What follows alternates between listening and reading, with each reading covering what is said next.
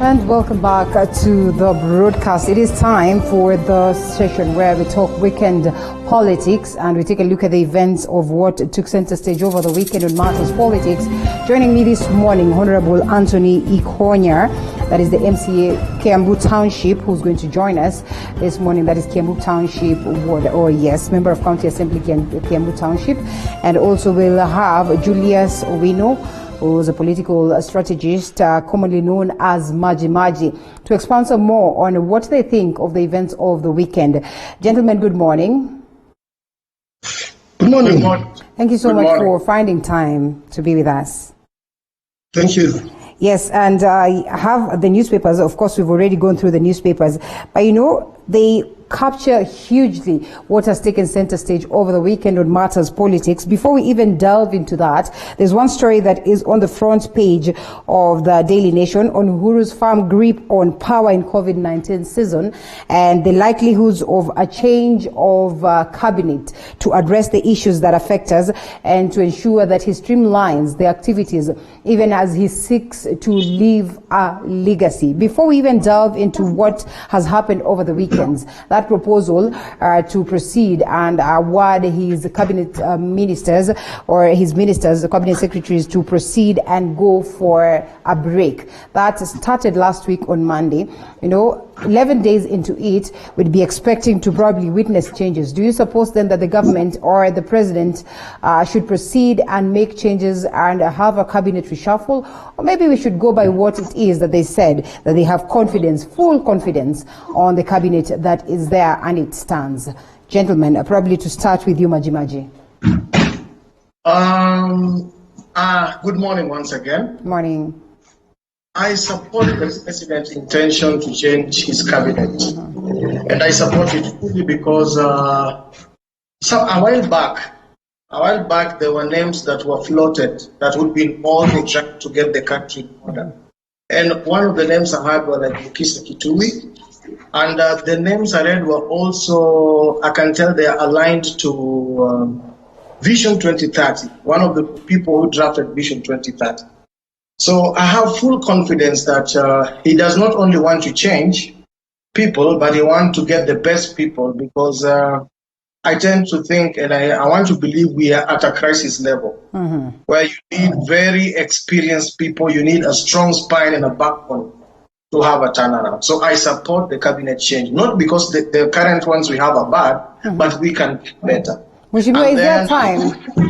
Allow me to cut you short and ask Mheshimiwa whether he feels like there is time for, changes in the cabinet and to be able also to achieve so much in terms of development. No, thank you very much for having me. Must say a few things. One, the president is in charge of, this is his government. So any change that would come from him, nobody would come on his way. And when you're working, you look for the best people to work around with. So I think if he does any change, I think that will be good for him and his government. Again, with his big four agenda, so he's looking for people who come along and try and help him and achieve his dream. All the same, I must say that we are 2 years into the general election, and to me, again, as you've asked, it becomes a little bit difficult when it comes in late in the day to adapt and to know what transpires within that department. So before you start delivering, then you find that time has lapsed and you will not be able to quite do much. Unless, as Majimaji says, you bring in people with a lot of experience, like the likes of Mukisa Kitui, who do not need a lot of time to adapt and to get into the system. That will come in handy when you get in and bring in some good people. So, but it's his cabinet, this is his government, so he can do as he wills in terms of getting people who will deliver in his dream. The worst that will happen is that if he brings along people who he thinks in his succession plan, or rather in the government and the wheels that will take the day, he brings in people who will now start getting ready for another government. If he plays politics with it, as opposed to bringing in people who will help him deliver on his promise, I think that would be wrong. But I wish he comes along, he brings along people, because we can see there are so many ministries and departments that are not doing well, so that needs to be revamped and needs some to be re-energized. For example, would we get examples of these ministries that you're talking about? I've looked for a long time at the Agriculture Department. It is a person who will come and, that's the backbone of this country. We had the likes of Wanji Kinjuri, who never delivered in that department. Right now, I still think it's not doing very well. Ministry of Industrialization. I think we need people with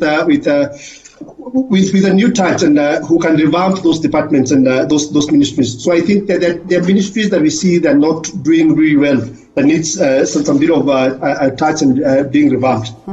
Speaking of which, now we mentioned Muhisa Kitui, and I think that introduces us to the politics of the weekend. And from what also has been captured on the People Daily, the front page, there seems to be some political realignments that are, purpose towards making of a super alliance that is going to address, of course, or maybe incorporate almost all regions in the country to create that balance. And what has been captured on the front page of the People Daily, and is what actually has informed the political events of the weekend, some realignments, some leaders meeting up, raising questions as to what exactly it is that the meetups are all about. And Muhisa Kitui finds his face or his space on this particular talk of a possible realignment or a possible super alliance that will incorporate Baba, that is Right Honorable Raila Odinga, Muhisa Kitui himself, Gideon Moi, Kalonzo Musyoka, Peter Munya, Peter Kenneth, and Hassan Joho, just painting a picture of technically the key regions, or almost all the regions, incorporated in this, or a majority of the regions being incorporated on this. What really is being cooked, or so to speak, Majimaji, what do you suppose? Because we've seen this, we've seen the events of, the meetups of Murathe, the talks of, Francis Atuoli, and people really seem to want to read so much into this. I would say, first of all, there is need for our Kenyan people.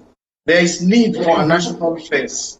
There is need for a national outlook. There is need for all regions to feel they are part of the cake. So in that approach, there is need to have experienced people with spine, people with a back, in that level of leadership, especially now. So on that, I'll give it up to us. Now, if I go back in history, this reminds me of the period 2002 to 2007. Reminds me of the Kibaki government that really performed well. So when you have good people, and there are three things that matter in any stable nation. Number one, politics. We must have stable politics. Number two, we must look at the economy. Number three, we must look at our agriculture. So we are trying, I think they are now trying to get the political stability in all people who have a spine to manage the country's politics and also manage the country. Because whether you're a professional and you don't have political acumen, it will be difficult to implement or drive policies that are acceptable by the people. So political goodwill, political stability is the number one key, even before economy. It dictates the economy. So I'm welcoming the change, and I think it is informed by the need for stability now and then. Because again, you see there are proposals that probably before 2022, if BBI goes, that realignments will be done before, not after. So we have to realize those realignments now that can get you into government, because after that there will be no realignment. This is possibly to avert any situation of conflict. So it's important to have the best plans possible. And if you can choose it from amongst good men and women spread throughout the country so that we have a national face, I do support that. All right, and in such of an elevated... In the interest of political stability, maturity, and spines that can manage people. Well, in such of an elevated aspect of democracy, political stability, like you say, Majimaji, would want to ask Honorable Anthony, do you suppose then, from the realignments that we witnessed today, from the changes that are being projected today, from the talk of change on the Constitution? By the way, we are marking about 10 years of the Constitution, the current Constitution, since it was promulgated. Do you suppose then that these realignments that we see today are likely to take us to that level where we're going to get political stability, or it's going to worsen the situation? No, I think you look at it in quite a number of aspects. But one, I quite agree with what Majimaji says, that we've got into a point where we need to have a government that has a national outlook. You can now pick from the entire country. So it's really important that we look at how we can widen the top and see how we can have a number of seats that can be occupied by what we call a national outlook, so to say.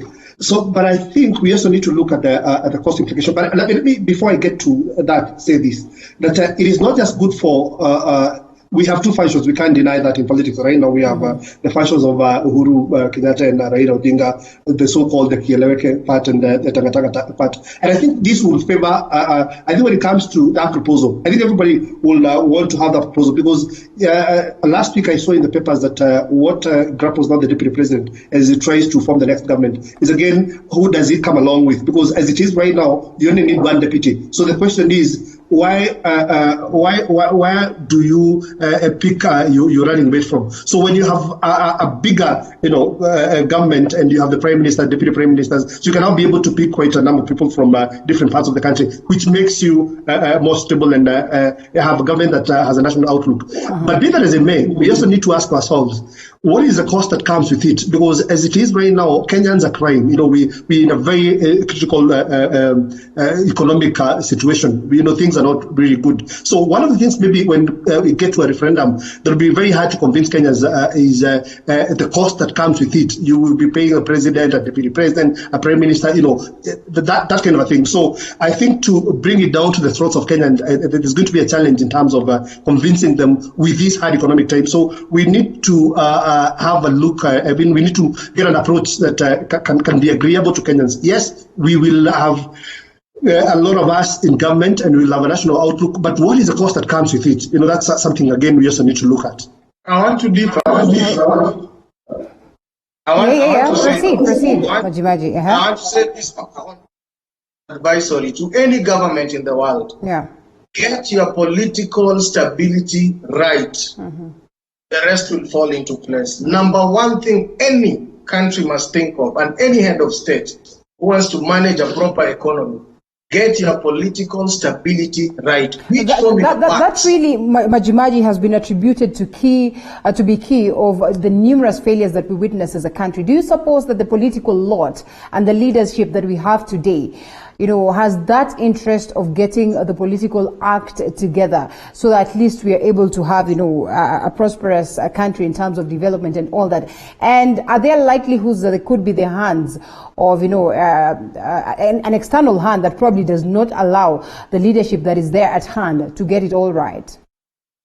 Because there is goodwill. There is goodwill already. With the handshake, there is goodwill of people wanting to work. There's goodwill. So it is up to the president to harness from that goodwill. And I'll repeat again, political stability is number one. However expensive it is, get it. Because once you get it, economy will come in number two. Once you have an economy, you need to look at the environment. Those are the three factors any country needs for growth. Political stability, number one priority.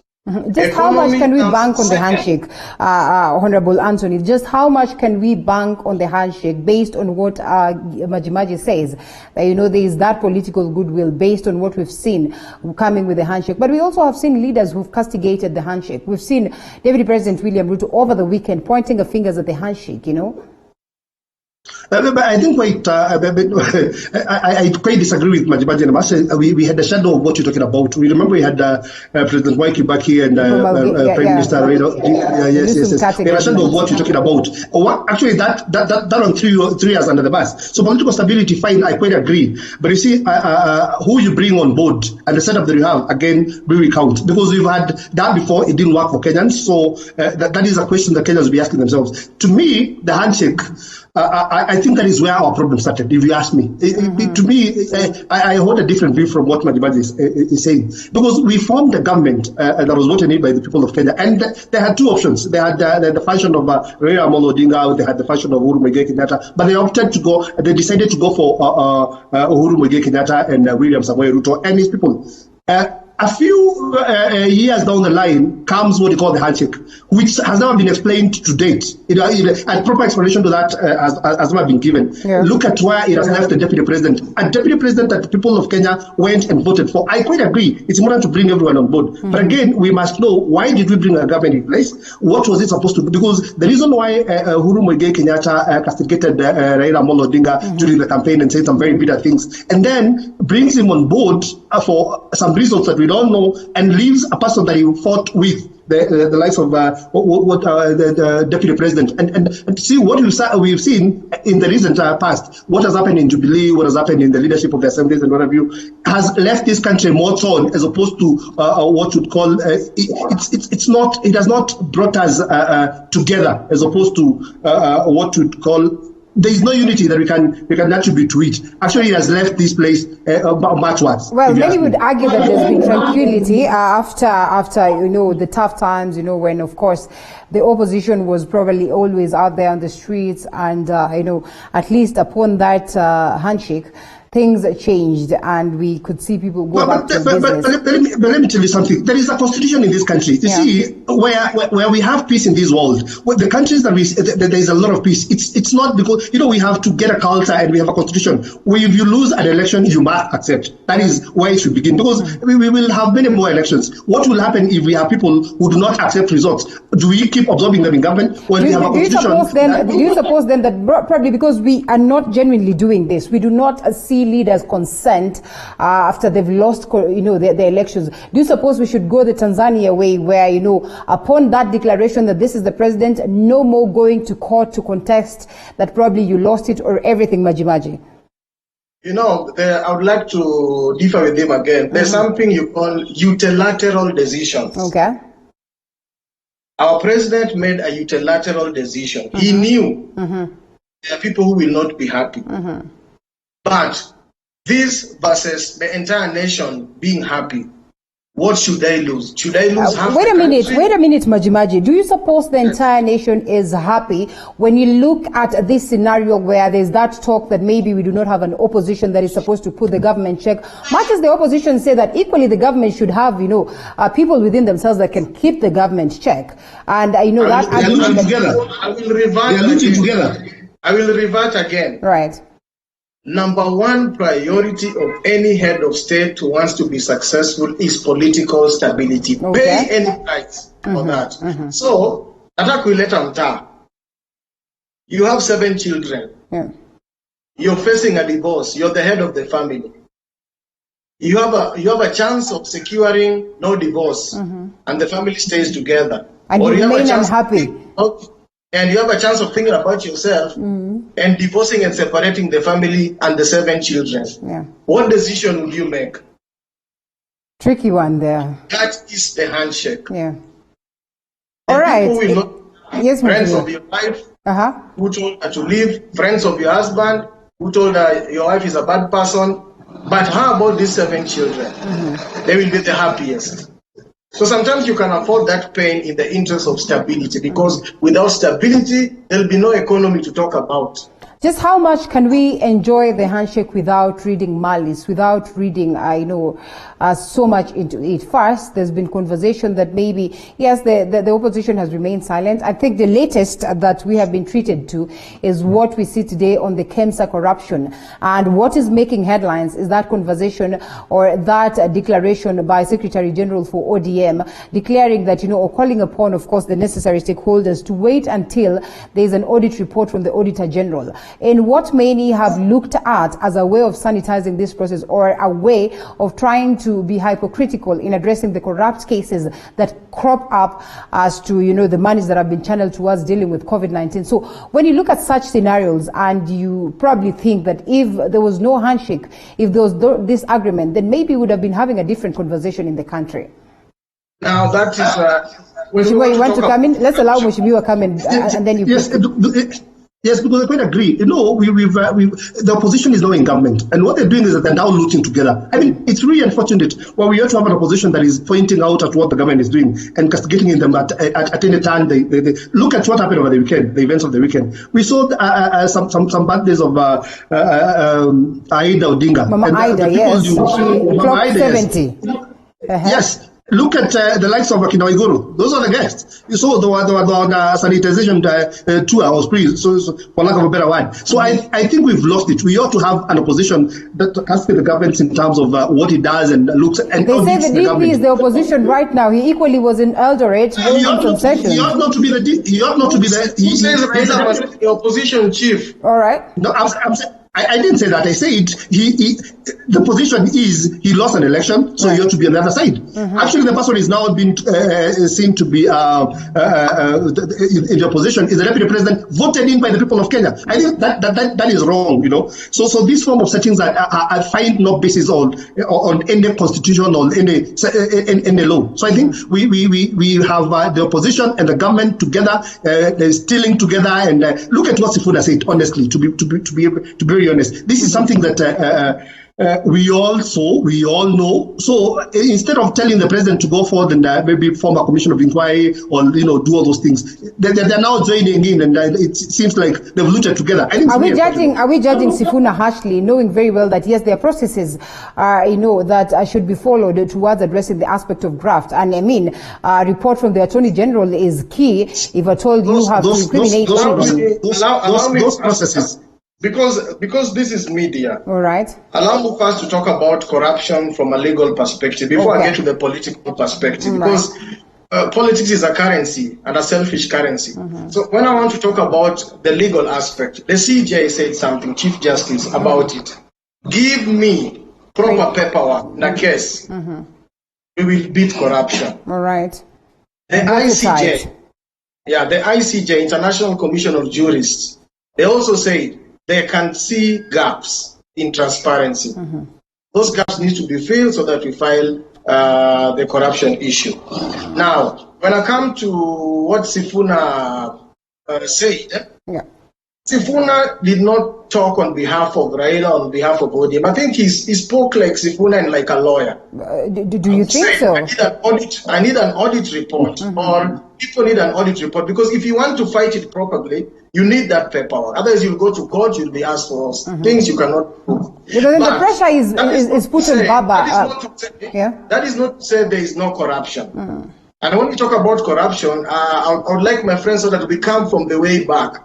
2018 Transparency Perception Report Index puts Kenya at 144 out of 180 corruption index. Now, just 2018 alone, the most recent ones, alleged NHIF, alleged the dams report in billions. So many other reports were alleged. Let us go back and accumulate all and talk about corruption really. But let's get to the politics of corruption. If I'm aspiring, it is good for me to say the incumbent is corrupt, so that I can use the political currency. But the perception that COVID money has not been spent wisely or properly is a perception that could be real, but I have not seen proof. And it's something I condemn totally, because it's close to murder. If the medical personnel will not have PPEs, if the medical personnel will not have salaries, if there will be no money to buy medicine, we are simply adding death in Kenya. Not only about COVID, anybody who was in hospital for any other reason. So this should be looked at seriously. If the Global Fund can say they will stop funding and they would rather buy the medicine themselves and give Kenya, they are telling the world, do not trust Kenya. So this is gross, grievous, that when we want to allege it to someone, we must talk legally and say we are demanding this person be jailed and even murdered, as it was done in China, because this is gross. So I don't want to use media and say that guy is corrupt. Raila is supporting corruption because of the handshake. Raila probably is fighting from the inside. Well, Mheshimiwa, come in and speak about this. Yes, World Health Organization equally declaring that, all these looters amount to murderers, actually. And yes, like Majimaji said, there are likelihoods that probably Baba is fighting from the inside, and we're going to see the results. We are seeing results. There are changes. So let me there's BBI, and BBI in corruption proposes that whistleblowers be given 5%. There are solutions that are going to be put on constitution, if allowed. There are solutions that will help curb corruption. These are things that are happening. We should not be blind about it.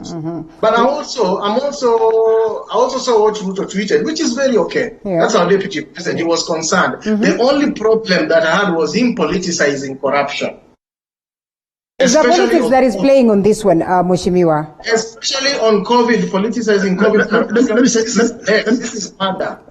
All right, let's hear what Mheshimiwa has to say.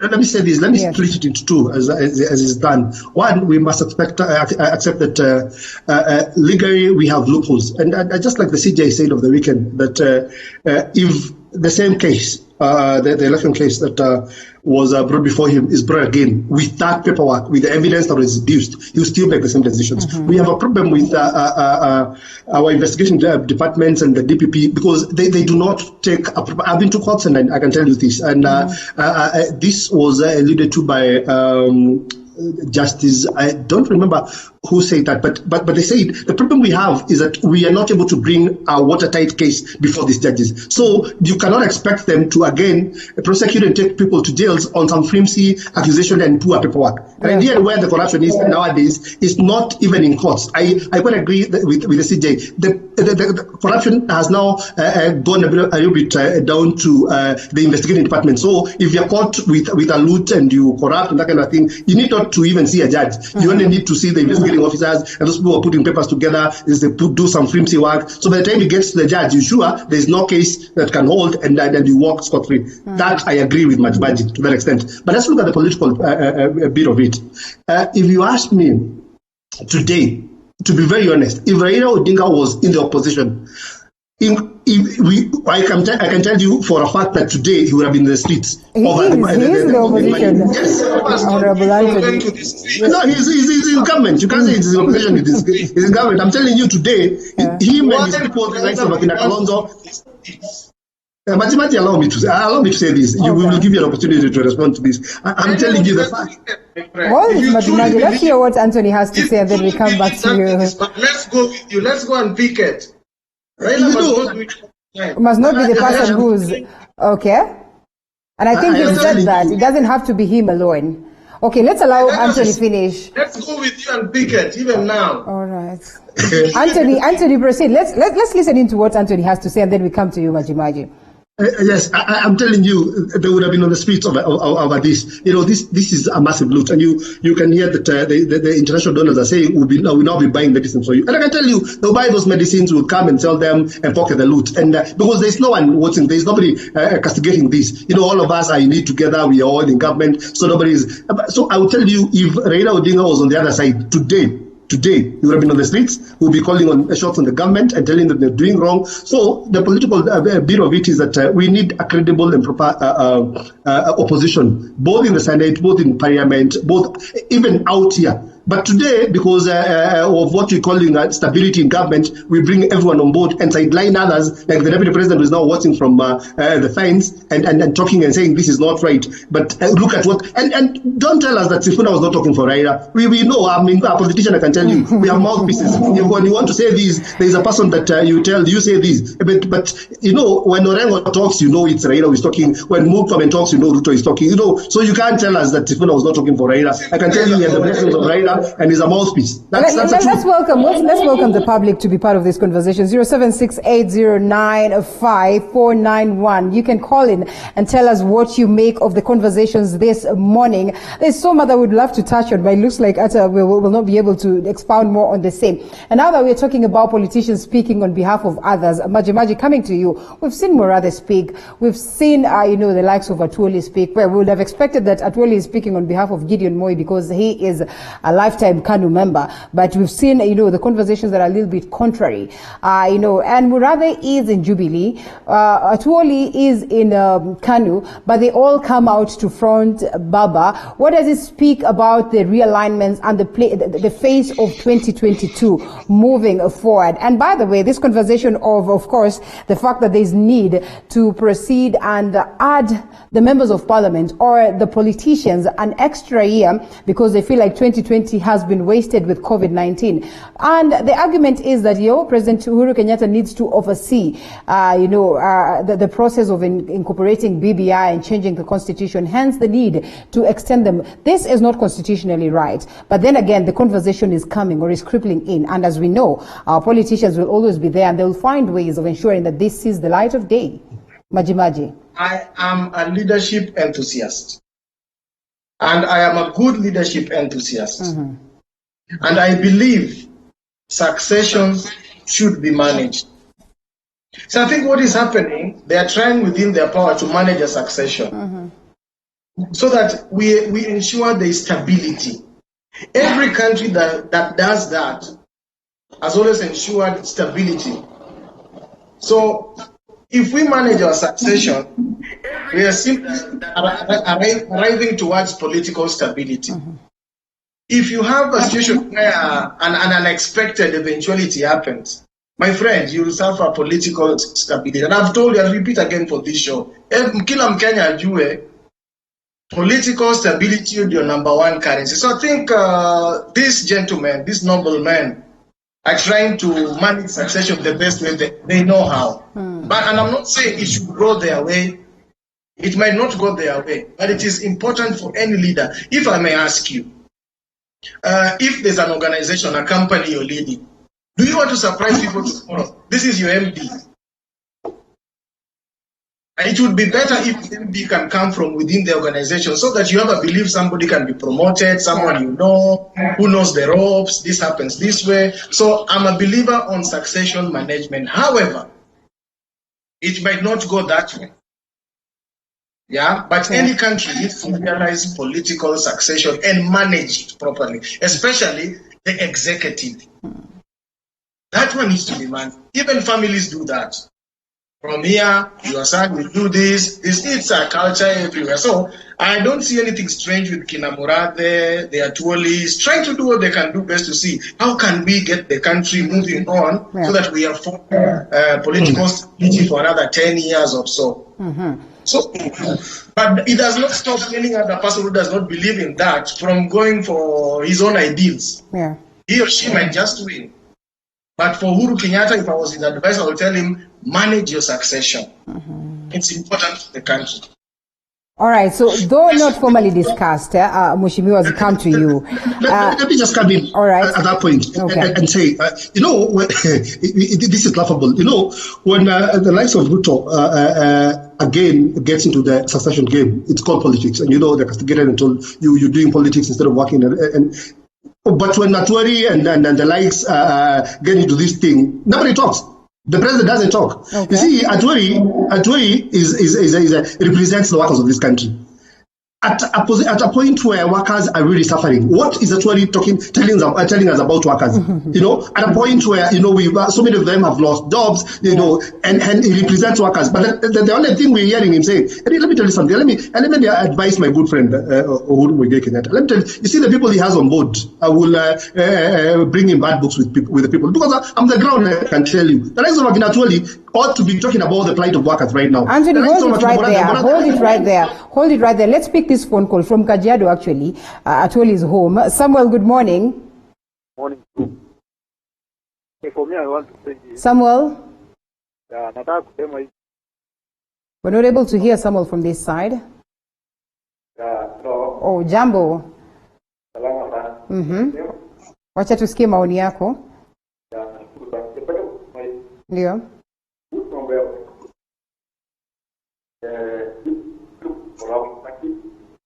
Lakini ile kunaona ndani side tangu kupanda so unaona mtu ana kwa sababu sio wenye wanakuja na wanajua wanapata faida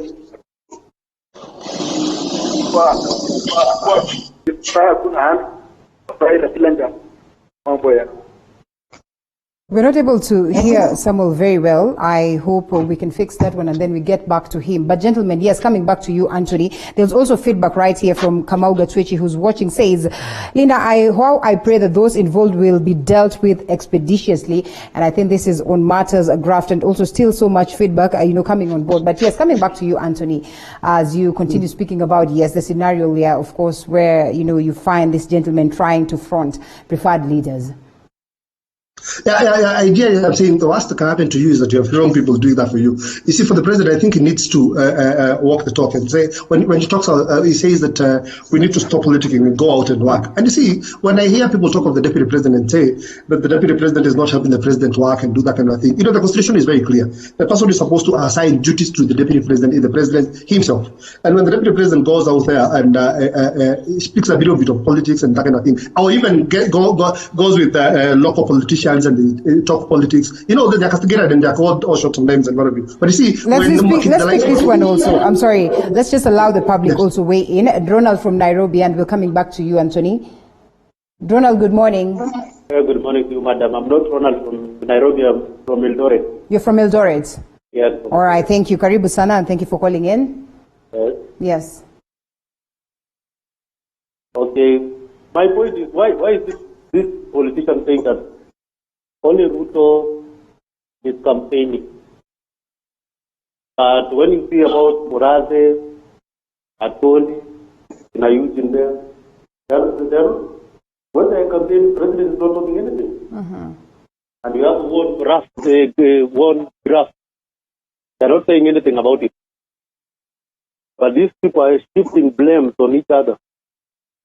If they can say something about it, I think we can move forward very fast. Thank you so much. And coming back to you, Anthony, before we get to Majimaji, I think you're supposed to also answer that now that you're also firing shots at the president. Is he critical in nature when he's addressing some of the issues in the country? No, but what I said is I quite appreciate what the president is doing. He's doing an awesome job. I quite agree. He's doing an awesome job. We saw him over the weekend give out titles, and I quite agree. Yeah. But I'm saying we need to be very fair to everyone. If it's politics, if we need to tell people to stop politics, let's do it across board. Let's tell everybody, not just a function. So I want to believe that what you should be saying, Aturi and the likes of Peter Kenneth and all of you, if they want to help the president, is to come and condemn some of these things that we're saying in government. They should be advising him on how he needs to deliver on his big four. We no longer hear of the big four nowadays. The only thing we hear nowadays, I think we have big two, called the handshake and BBI. We need to get back to the big four, and we need to work for this country, and they should come on board and bring in ideas, not political formations that are not helping us at this point in time. I mean, that's my take. Mm-hmm. All right, and coming to you, Majimaji, I think this is a question I had asked earlier on, and I think I'll maintain the question. Ranging, we've seen what COVID-19 has done to us, of course, slowing down the momentum of BBI, slowing down the activities, in parliament, in government, across all different sectors. And though it's not formally discussed, we've had conversations over the weekend that there are likelihoods that members of parliament who suggest to be topped up, and added 1 year so that they're able to, execute the mandate that they would have executed at this period when COVID has happened. I mean, how hypocritical in nature would that be? Or how necessary will it be to just try and make amendments and see that this sails through, so at least they're able to address the issues that they were not able to address at this time when COVID has ravaged? I'll repeat again, corruption is evil. And now, especially this one, COVID, during a pandemic, that is gross. Yeah. And I would kindly ask the president to step on anybody so that they can give him proper information that he can act on. It is gross, it is murder. For Global Fund to indicate they don't trust Kenya, that is worse when you're trying to build an economy. So on that corruption, especially here, COVID, I would tell him to really step on. And I would ask, as opposed to my friend, I'm demanding that the government outlines in the newspaper how they possibly spent that money. And I want to say, at this moment, it is alleged. Now, back to if we should extend 1 more year to 2023 or something, I would say it is not necessary. Mm-hmm. And I can do citations. Tanzania across board is going for an election. Yeah. There's COVID. World superpower America is preparing for an election in 2 months or so, 1.5 months. There is COVID and there's mass death. So COVID should not stop an election. We are anxious to get the country on course, and we can only do it through our vote as ordinary citizens. So they should allow us to go through that process and vote and put people in government that we feel can best take the country forward. In what he's trying to do as a head of state, I have no problem. There's something called, when my friend is talking about Atuoli, the watch, those old guys, I'm sure there's some who the president is meeting that they don't see. There's something called in a community or society called the noble man. Now, in that case, I want him not to see Atuoli as the party chairman, as a noble person, someone with history, someone with experience who can tell you, if you do this and do this, this might be wrong. So I'm advising you as a noble man, this could be the way to go. There are so many noble men. I don't know where Mudi Awori is. Maybe someone is consulting him. And I would just like to remind my friend, Mudi Awori was a vice president. Do we a match? Was there stability? So stability of a nation also depends on your deputy. But I will not discuss deputy. I don't want to be in his shoes. What he's going for is quite big, and he has the right to do so. He has every right to to lead the country, and I'm sure he can. And I think those are the questions that people have been asking the deputy president. How can you decry over deep state? How can you decry of the government not doing well? Yet you are part and parcel of this government. Anthony. I don't call it deep state. I don't call it deep state. Right. As a leadership enthusiast, I call it noble men and women. Okay. There are other women probably the president is consulting. I call them noble men and women. People who can tell you, well, ukienda namna hii, when you're going for a career. Just how noble are they, and how much of interest do they have for the common mwananchi? Of course, they have the interest of the common mwananchi. The number one interest is political stability. The number one currency of any head of state, even in an organization there's politics, achieve political stability. Then the rest will fall into place. I normally see a person I respect very much, Mudavadi, who's also a presidential hopeful, and he has the material.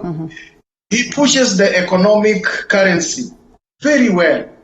However, I would like to remind you, political stability is number one. Achieve it at any cost. There's been talk that Mudavadi is being prepared by again. Majimaji has talked of political stability, quite a lot today. But I can tell you something. Political stability, the question you should ask yourself is, why do you want there to be political stability?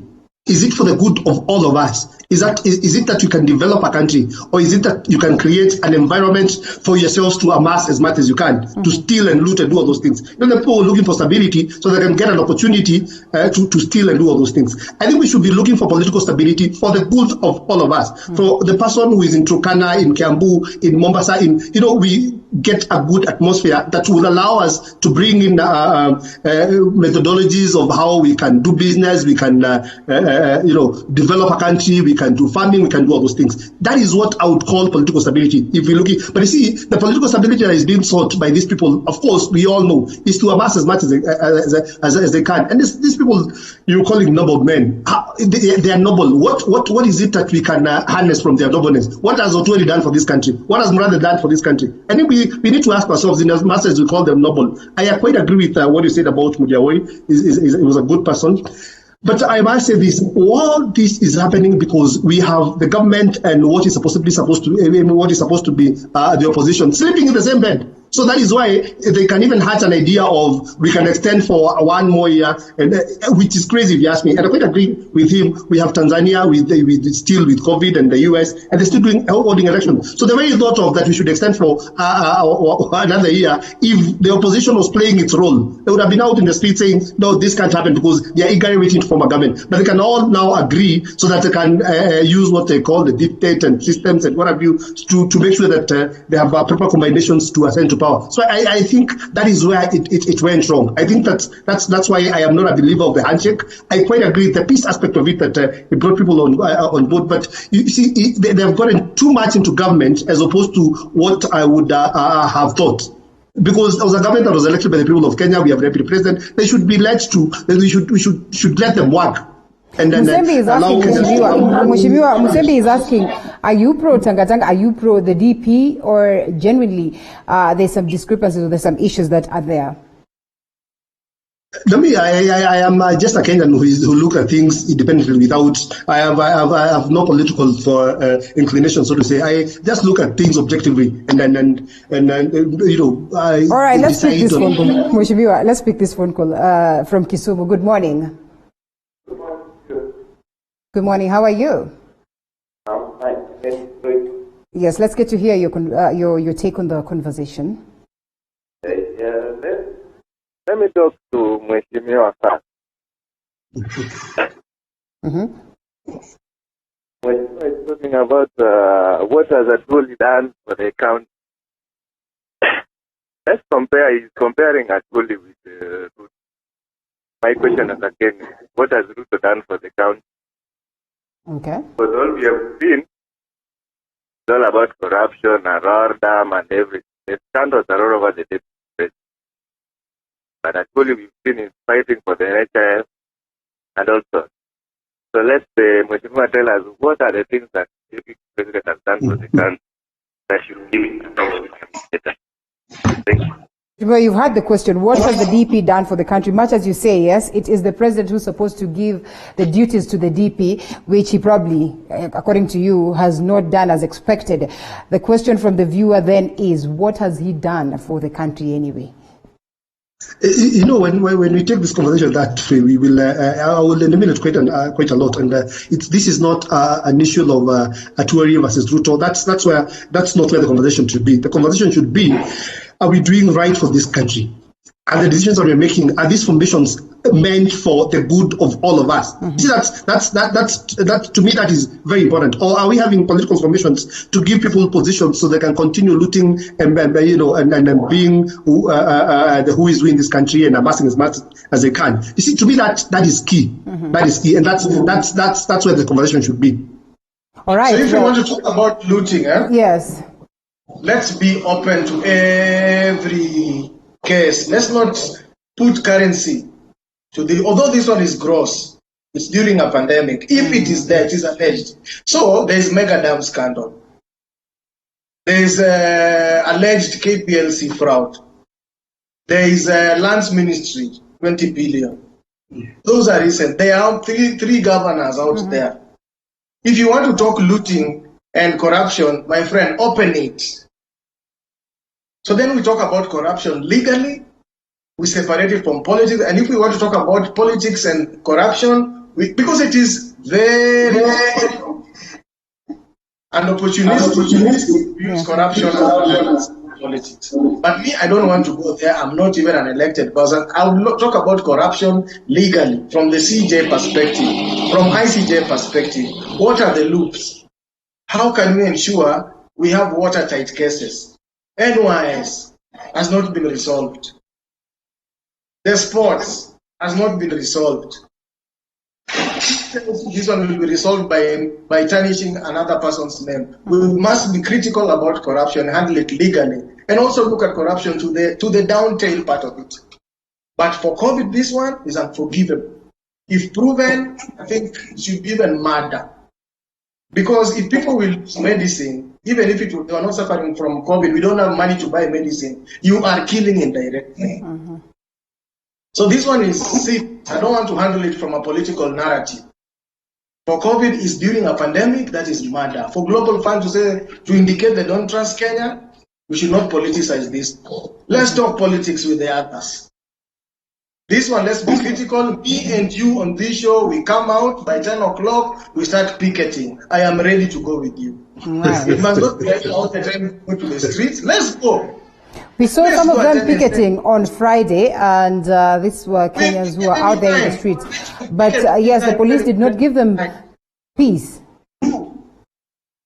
Yes, that's we saw that on Friday. So Yes. in as much as me and Majimaji will go out and picket, we now need to ask the government not to come and round us up. Because what we saw on Friday, we saw a group of people, Kenyans, good Kenyans who came somewhat Uhuru Park and rounded up for just saying this is not right. And I quite agree.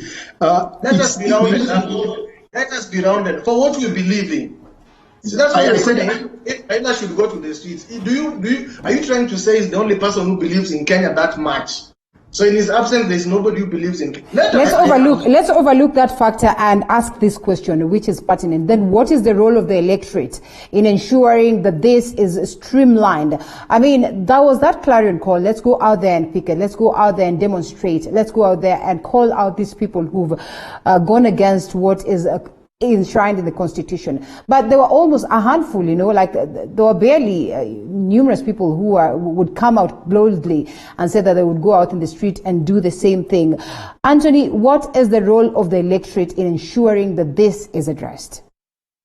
We should demand that the expenditure be outlined and gazetted.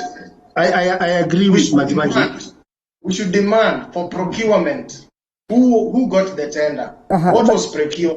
Sad or sad to speak, as we loop in Mheshimiwa, I mean, we had numerous Kenyans talking about, the fact that after post-COVID we'll have COVID millionaires and all that. We started talking about this even before it was out. Then came the 4 million mandazis and the phone calls, and, we still overlooked that up until it has gotten to this point. Anthony, what is the role of the electorate?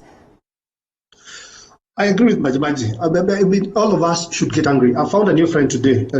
My new friend is called Majimaji, and I think we should be linking up. Should link I'll make sure there's a coffee session. Yeah. So because we need to start picketing. I think Kenyans should get angry and mad with those. I remember the days of. I will take you back to the days of Mwai Kibaki, when all of us believed in the use of corruptions and what it does to a country, to the extent that people would come out of a matatu and tell a police officer, "You cannot do this. You cannot take a break from this matatu." I think we need to get back to those days. We now need to, if we really want to help the president, and I'm sure the president is firm on this, we have to own it as a people. The electorate have to own it. We have to get mad and angry about it. And we need to go out of our way and say this is not right. And as Majimaji demand, we need to know how much have we gotten from the donors. To what account did it hit? How was it spent? How was it procured? Who got the tender? How much was the tender? All those things. We need to have it in a national newspaper, like the Nation or the Standard, so that all of us would have that information. That way we will, Kenyans are brainy and they cannot do things. Kenyans are not stupid, so we need to get the information so that we can tell who are these COVID millionaires. Otherwise, it's such a bad time when people have lost jobs, there's hue and cry everywhere, and people are still stealing. I think we need to come out and, as members of the public, and I think we initiate this, me and Majimaji, we'll form a coalition, and we will handshake on it and bring people on board to come in. How soon are we seeing this? How soon are we seeing this? It's a noble cause, so probably a majority of the viewers would not mind, looping in or joining into this. Yes. Majimaji, how soon? This we can do as soon as you link us. I will look for Majimaji probably in the course of the day or tomorrow, and then we start a movement that will start asking questions. And we will have now. That is where now the real handshake would be, not with Raila and Uhuru. The real handshake would be between Konya and Majimaji, and we'll form a formidable force, and we will ask questions and pick it, go out there. And that's what we need to do. Yes. It's going to be a Majimaji rebellion. It's going to be a Majimaji rebellion. A revived, a new one. Yes. Majimaji, what do you say? People must answer. 11 a.m. 11 a.m. today. Today. Oh. 12. I'll hold you to that. I'll make sure that I have you again tomorrow and hold you to that. Askari watawaambia you had not, asked for these, so of course it is illegal. No, we see there is a way. We have acts in place that stipulates on how people should go and picket, and I'm sure it's our constitutional rights. We will write to the respective OCSs of those areas and tell them and indicate that we want to picket and ask questions. So that's agreeable. This is something I've done before. This is something we can join it with Majimaji and still do. So, and I'm sure a lot of Kenyans will be behind us. All right. Okay. Yes or no? 10 years down the line, the current constitution that we have, that has been looked at as a constitution that has lots of loopholes, but equally a constitution that has not been implemented, not even quite a bit of it. Majimaji, do you suppose it is time, or time is ripe for us to proceed and change or amend the constitution? First of all, I'll say we have one of the best constitutions in the world, not in Africa.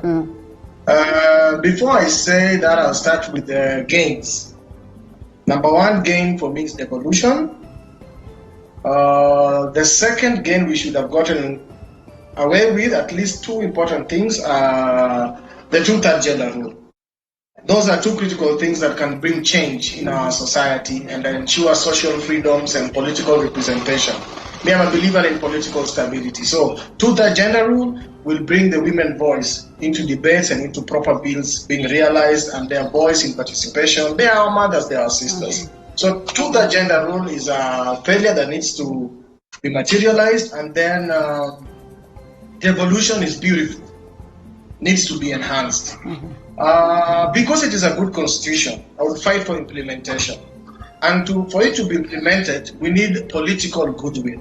So maybe what we've lacked across the 10 years, maybe is proper political goodwill.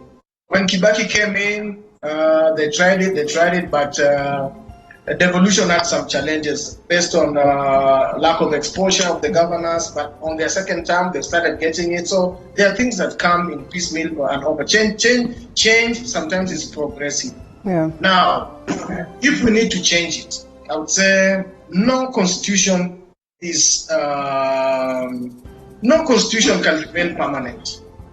And then leadership is always situational. And people advance in behavior, mannerisms, acceptance of new world. So constitution can always change if there is pressure from the people, because it's about people. So I cannot object any change if it's going to advance life transformations. So be it.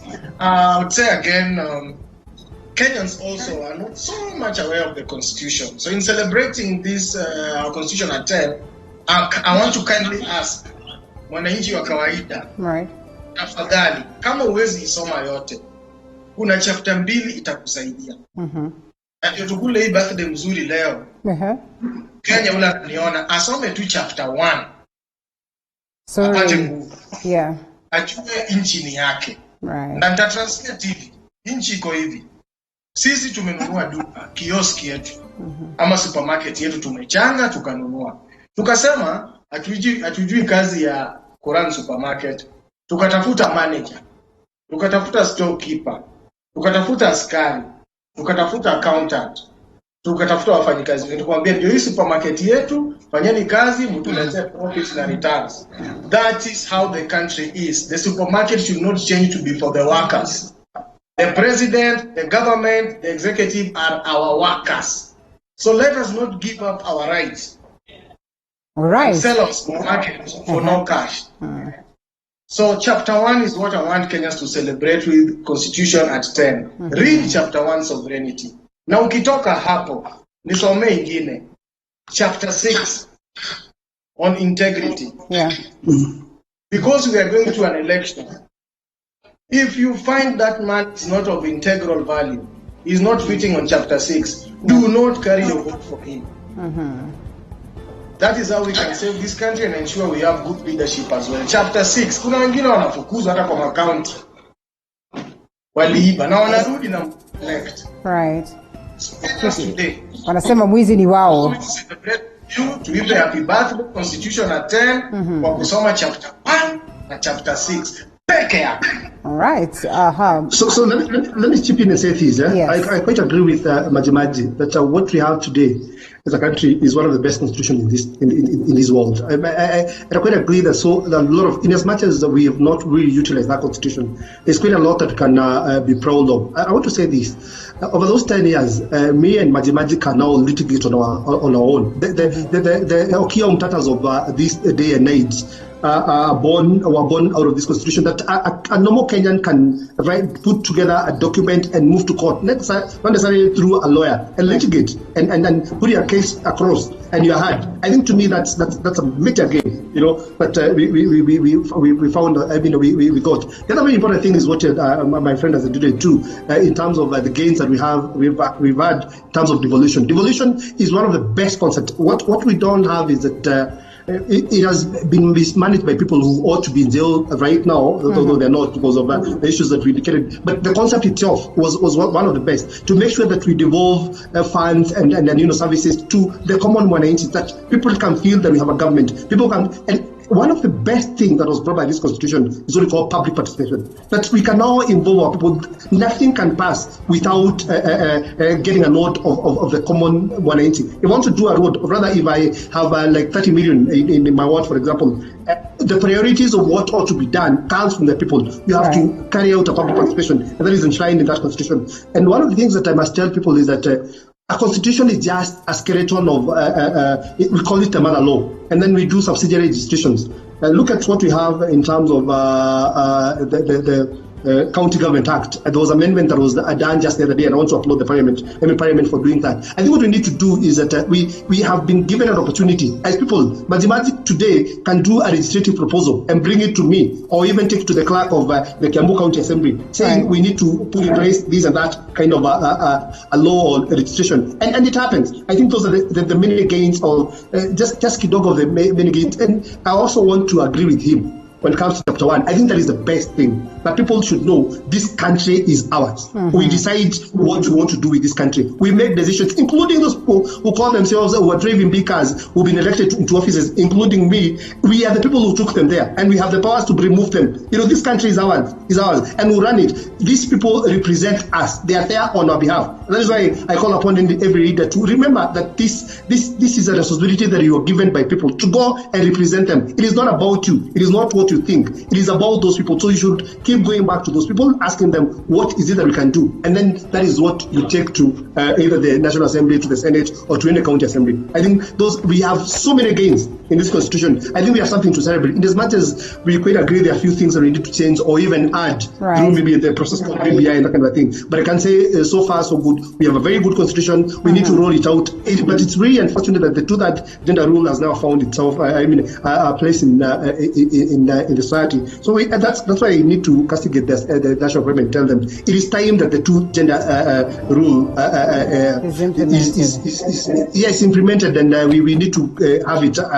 It should be past us now. We should have we should be finished with this thing once and for all. All right, gentlemen, thank you so much for the great insights, and importantly for gracing the session this morning. Looking forward to have you some other time. Honorable Anthony Konya, Kiambu Township Member of County Assembly, and Julius Owino, alias or commonly known as Majimaji, political analyst, and also the MD. Get ready. Thank you so much for the great insights. We look forward to see you again. And on that note, we lock it up on this session of the Weekend Politics as we cross over to the lifestyle segment, where we'll be discussing GMO and food security, a session that you equally do not want to miss out on. So keep it right here. And I'm waiting for my number.